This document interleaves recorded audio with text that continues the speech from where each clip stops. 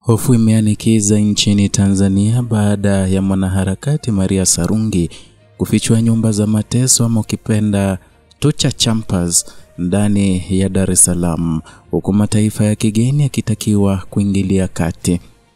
Ujambo na karibu kwa taarifa zetu za Kenyascope, na tafadhali kumbuka kusubscribe.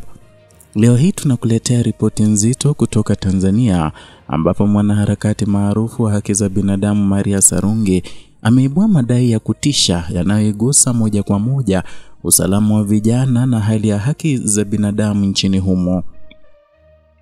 Kupitia taarifa aliweka kwenye mtandao wa X ambao zamani ulikuwa unajulikana kama Twitter, Maria Sarungi amefichua kuwepo kwa kile anachokiita kama nyumba za mateso jijini Dar es Salaam.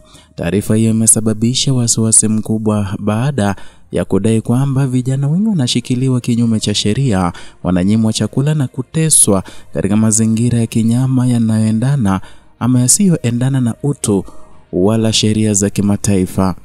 Madai haya yamejikita kwenye ushuhuda uliotolewa kwenye jukwaa la Clubhouse ambapo mmoja wa washiriki alisimulia kwa kina hali ya kusikitisha ya baadhi ya vijana waliotekwa. Kwa mujibu wa ushuhuda huo, baadhi ya waathirika walionekana wakiwa na majeraha makubwa na hali ya afya iliyodorora kwa kiasi cha kushindwa kutembea kutokana na ukatili waliokumbana nao.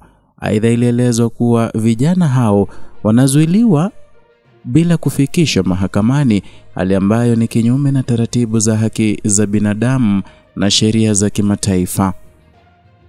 Maria Sarungi ameelekeza lawama kwa serikali ya Tanzania akihusisha moja kwa moja uongozi wa Rais Samia Suluhu Hassan na kile kinachotajwa kuwa mateso kisystematic yanayolenga kuwanyamazisha vijana wanaotumia sauti zao kuikosoa serikali. Mwanaharakati huyu ameonya kuwa vitendo hivyo vinakandamiza uhuru wa kujieleza na vinaashiria kurejea kwa siasa za uoga na vitisho. Na katika hatua ya kuchukua hatua za kidiplomasia na kimataifa, Maria ameomba mashirika ya kimataifa kama vile Baraza la Haki za Binadamu la Umoja wa Mataifa UNHRC kuingilia kati kwa haraka na kuanzisha uchunguzi huru kuhusu tuhuma hizo nzito. Aidha, amesisitiza kuwa watu wote waliohusika moja kwa moja au kwa njia moja au nyingine ya kufumbia macho wanapaswa kuwajibishwa kupitia mahakama ya kimataifa ya uhalifu ama ukipenda ICC.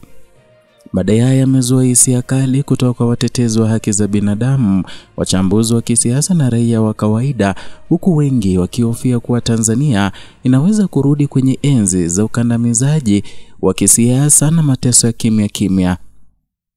Hali hii inatishia msingi utawala wa sheria, uwajibikaji wa serikali na ulinzi wa haki za raia ambao ni kiini cha jamii huru na ya kidemokrasia.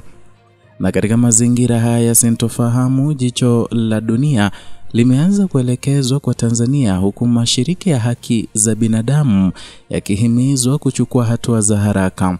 Wito wa Maria Sarungi umetafsiriwa kama mwito wa kutafuta msaada wa kimataifa kabla halijafika kiwango cha janga la kibinadamu.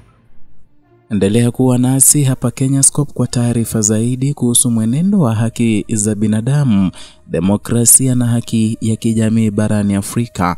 Usisahau kujiunga, kubonyeza na alama ya kengele na kusambaza video hii kwa waliopo nyumbani au gaibuni.